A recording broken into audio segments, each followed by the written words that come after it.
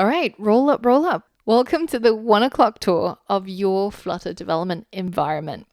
My name's Angela, and I'm going to be your tour guide. Now, I want you to imagine that you've just started a new job, and I'm basically going to take you on a tour of your work environment, right? So I'm going to take you on a tour of where the bathrooms are, where the snacks are, what are the best snacks that we stock in this office environment, etc. So before I get carried away listing my favorite snacks, let's get started and show you what Android Studio has to offer. This is going to be our workspace. This is going to be our office when we're developing our Flutter apps. So it's really important that we get familiar with all the different areas and what we can do with each of those. Now, Android Studio is made by a company called IntelliJ, and they are really good at making these so-called IDEs, or integrated development environments. And they're integrated because they integrate lots of different things. So we can take a while to learn all of the things and all of the functionality that they have integrated. But I want to point you to some of the most important ones that is going to make your life a lot easier. And if you're coming from a simple text editor such as Sublime or Atom or other ways of coding, then you're going to find that IDEs such as Android Studio are a little bit complicated initially, but once you get going, it's a much more powerful tool, and it'll make your experience of developing things and coding really a lot more delightful.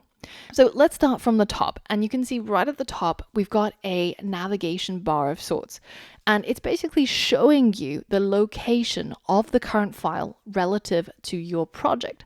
So in the last episode we created a new sort of dummy Flutter app just to configure our app and to show you what it looks like. Now if this is the location of your project, remember that I created this Flutter app inside my Android Studio projects folder. So if I locate this project folder, then I can follow this sequence of navigation to get to this current file that's open inside the editor. And this is the main.dart file, which is pretty much the starting point for any of our Flutter apps. So it's a really important file to locate. Now, if I follow along with that navigation, inside Flutter app, let's go into the lib folder, and inside the lib folder we find our main.dart file. So this was the route for us to be able to reach this current file. Now the next thing I want to show you is this project pane over here, which you can collapse or expand by clicking on the tab on the left. Now inside here you'll find a folder for your Android apps and a folder for your iOS apps. Now, if you've ever developed iOS or Android apps, when you expand these folders, the contents will look very familiar to you because these are things that you're used to working with. Now, if you've never made iOS or Android apps, then just know that when you're creating your apps using Flutter, it will automatically create your iOS and Android apps in the background and update them as you create your Flutter app. We're going to be spending most of our time inside this lib folder here, where we're going to write Dart code and we're going to be creating most of our Flutter app.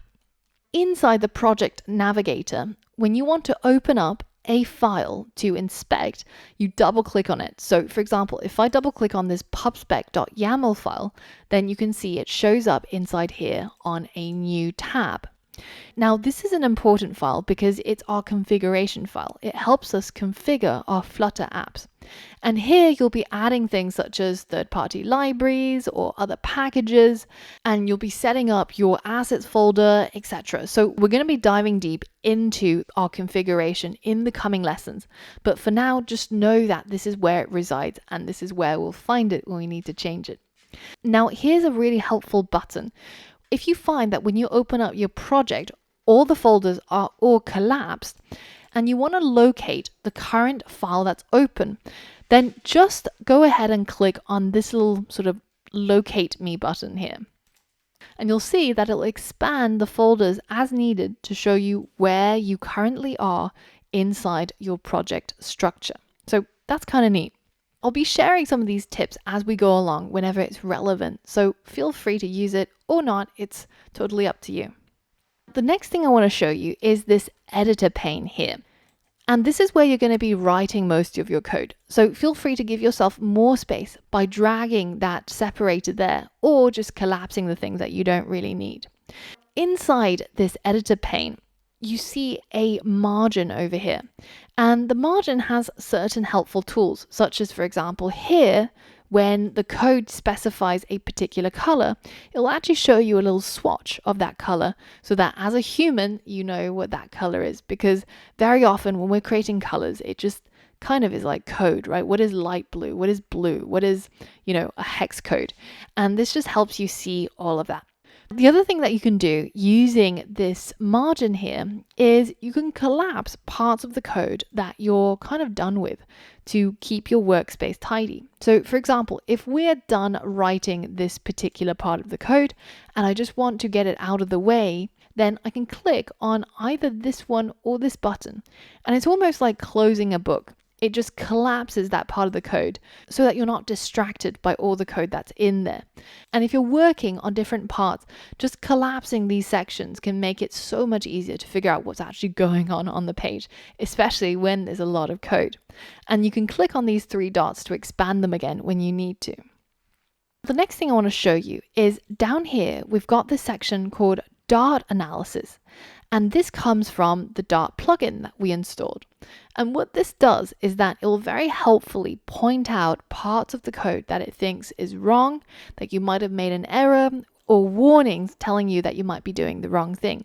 So for example, over here, if I just accidentally delete this comma here, or I forgot to put it in, then it tells me that, oh, look, it expected to find a little comma.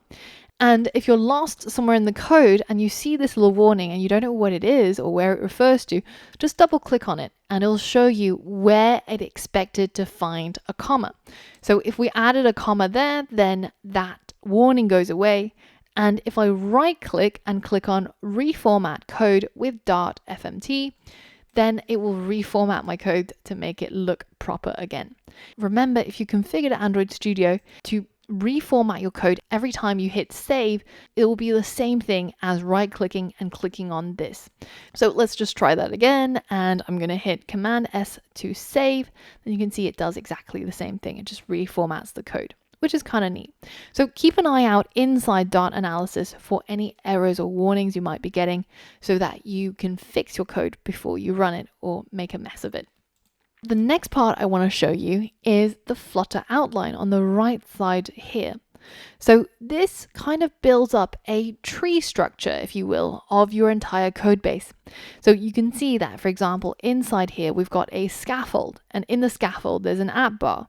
In addition to the app bar, there's also a center widget and there's a column widget, and it shows you that tree structure of all of your widgets.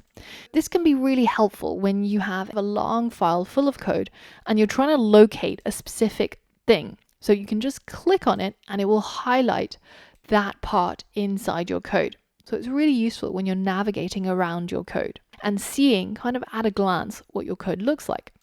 The next thing I want to show you is the Flutter Inspector. But in order for something to show up in the Flutter Inspector, your app has to be running on a device or on a simulator or on an emulator. Let's go ahead and click Run to run our app on the iPhone XR.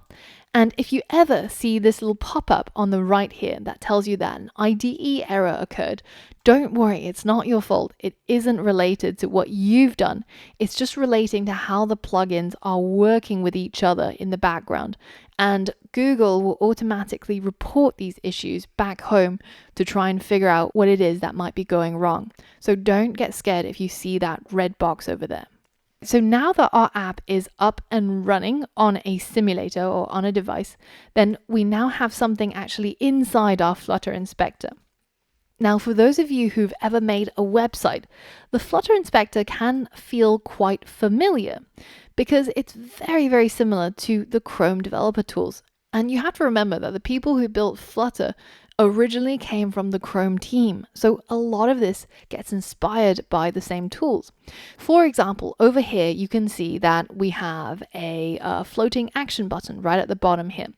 Now, if I click on this floating action button, the bottom pane here tells me all of its properties. So it tells me, for example, that the color is this blue color with that particular hex code, or other things such as what is the text size that's inside the button. And this is a list of all the properties that you can inspect whenever you're kind of miffed as to, why does my app look like this? Why does it not look like the way I want to? So it's really useful for debugging and generally just checking to see what's going on with your app. Another really useful thing is you can go ahead and click on this little button here. Now, this looks similar to the one that we saw over here. But what this one does is it allows you to select anything that you see on screen here to locate it inside the code. So for example, if I want to figure out where this 0 comes from, I click on that after clicking on the locate button, and you can see it's highlighted to me the part of my code that's actually creating this 0 here. Now, if you're done with that and you want to select something else, then just click on this little icon on the bottom left, and you now get to select something else. Let's select maybe up here, and you can see it's taken me to the app bar. So that's a really, really useful thing that we can do. Another really cool feature is you can click on this button here. You can see right now my app looks like a normal app, but once I click on this, then you can see it shows me how my app is actually laid out. So what are all the layout rules actually doing to the layout of my screen? So for example, you can see this little plus button, it has arrows pointing to it from all four corners. And that tells me that there's something in there that's keeping that plus symbol right in the middle of this particular button.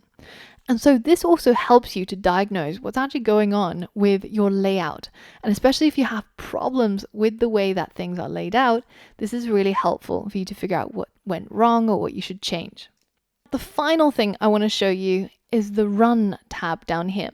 And this is your console. Whenever something goes wrong while your app is running and you get messages back from the device telling you what went wrong, that's usually displayed right here.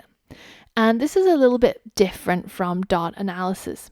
This part is really useful as you're writing your code, but when you've run your code and something goes wrong, then it's usually over here that you'll find it. So that's our tour of Android Studio for Flutter development. And don't worry if you've forgotten about a button that I've shown you or a feature that I've shown you. I'm going to be using it as we learn how to develop Flutter apps, and you'll hear it mentioned again. Before we get started, I wanted to familiarize you with the environment so that you're not just thrown into our workplace here and you actually get a little bit of an idea for what each part of Android Studio is used for, so that when we come to it next time, when we're actually building it for real, it doesn't feel so foreign. So I hope you enjoyed the tour. Be sure to leave me a review on TripAdvisor. Just kidding. But we are now finally ready to actually build a real app. So for all of that and more, I'll see you on the next module.